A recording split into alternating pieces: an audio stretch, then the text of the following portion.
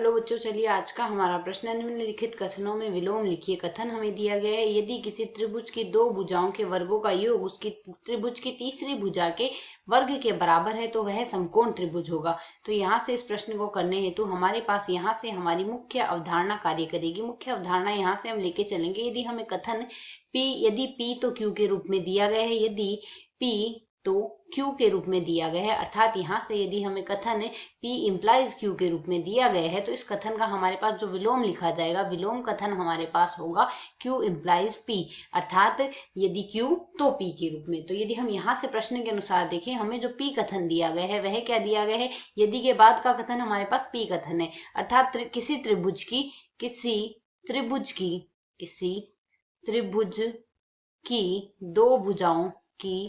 दो भुजाओं के वर्गों का योग उस त्रिभुज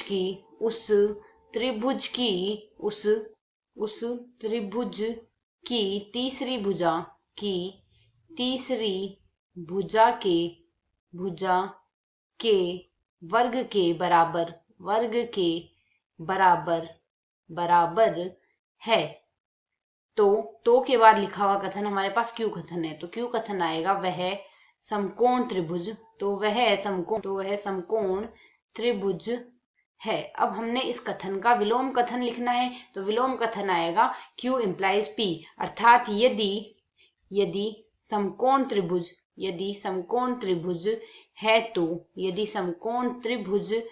है तो त्रिभुज की दो भुजाओं का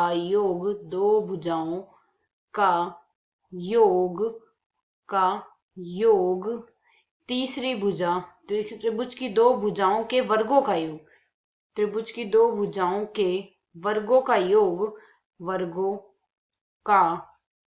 योग तीसरी भुजा